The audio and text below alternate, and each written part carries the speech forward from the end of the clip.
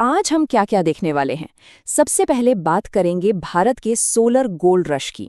फिर इस रेस के 3 बड़े खिलाड़ियों से मिलेंगे, उनकी आमने सामने तुलना करेंगे, देखेंगे कि जोखिम और फायदे क्या हैं, और आखिर में निवेश के लिहाज से क्या नतीजा निकलता है। तो चलिए शुरू करते हैं। पार्ट 1, भारत का सोलर गोल्ड रश। देखते हैं कि ये बाजार आखिर कितनी तेजी से बढ़ रहा है। जरा इस ग्रोथ को देखिए।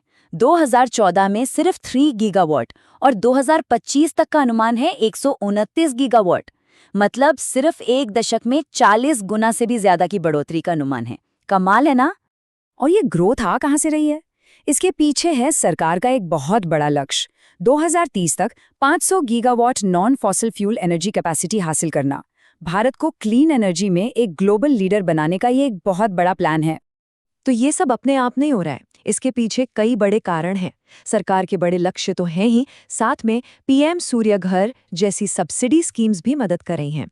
और देखिए, मैन्युफैक्चरिंग को बढ़ावा देने के लिए 24,000 करोड़ की पीएलआई स्कीम भी है। इन सब वजहों से भारत दुनिया का दूसरा सबसे बड़ा सोलर ग्रोथ मार्केट बनने की राह पर है। तो ये तो हो गई बाजार की बात। अब सवाल ये है कि इस मौके का फायदा कौन उठा रहा है। चलिए मिलते हैं इस सेक्टर के 3 प्रमुख खिलाड़ियों से, 3 कंपनियां और निवेश के 3 बिल्कुल अलग अलग तरीके। तो सबसे पहले हैं अडानी ग्रीन एनर्जी। ये इस सेक्टर के कह सकते हैं सबसे बड़े खिलाड़ी हैं। इनका काम सीधा है, बिजली बनाना और बेचना। सोचिए, एक पावर प्लांट के मकान मालिक की तरह, जो लंबे कॉन्ट्रैक्ट से एक स्थिर इनकम कमाते हैं।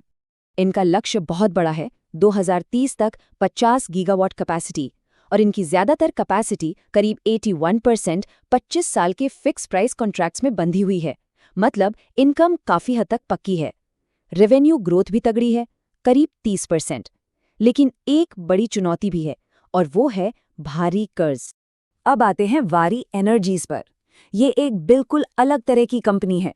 ये बिजली नहीं बनाते, ये वो औजार बनाते हैं जिससे बिजली बनती है, यानी सोलर पैनल्स।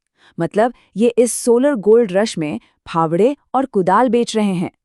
और इनके नंबर्स देखिए, ये भारत के सबसे बड़े सोलर पैनल मैन्युफैक्चरर हैं, जिनके पास लगभग 25 गीगावाट का ऑर्डर बैकलॉग है। इनके मुनाफे में 51% की बढ़ोतरी हुई है। बैलेंस शीट भी मजबूत है, कर्ज कम और रिटर्न ऑन इक्विटी लगभग 36%। और तो और ये अब अमेरिकी बाजार में भी अपनी पकड़ बना रहे हैं। और हमारे तीसरे खिलाड़ी हैं अज्योर पावर ग्लोबल। ये एक इंडिपेंडेंट पावर प्रोड्यूसर हैं। ये अडानी जितने बड़े नहीं हैं, और इनके सामने कुछ बड़ी चुनौतियां भी हैं। इन्हें हम एक टर्न अराउंड कहानी कह सकते हैं। इनकी ऑपरेटिंग कैपेसिटी करीब 3 गीगावाट है, जो अडानी से काफी कम है। फिलहाल ये कंपनी प्रॉफिट में नहीं है, बल्कि वित्त वर्ष 26 की पहली छमाही में इन्होंने लॉस रिपोर्ट किया है। इन्हें प्रोजेक्ट कैंसलेशन जैसी दिक्कतों का भी सामना करना पड़ा है। तो इनके लिए सफलता का रास्ता अपनी पाइपलाइन में मौजूद प्रोजेक्ट्स को ठीक से पूरा करने पर निर्भर करेगा।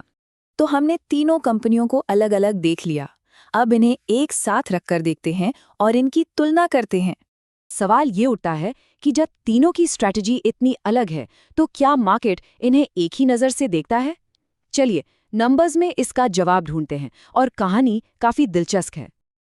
अब जरा इन वैल्यूएशंस पर गौर कीजिए, ये बहुत ज़रूरी है।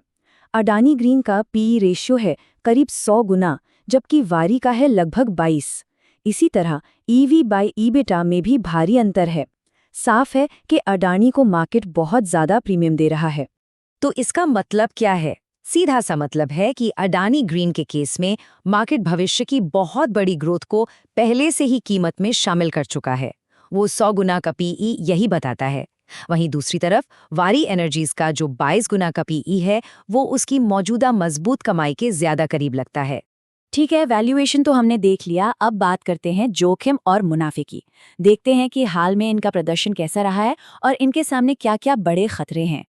अगर पिछले 6 महीने के स्टॉक परफॉर्मेंस को देखें, तो तीनों ही स्टॉक्स में दबाव देखने को मिला है।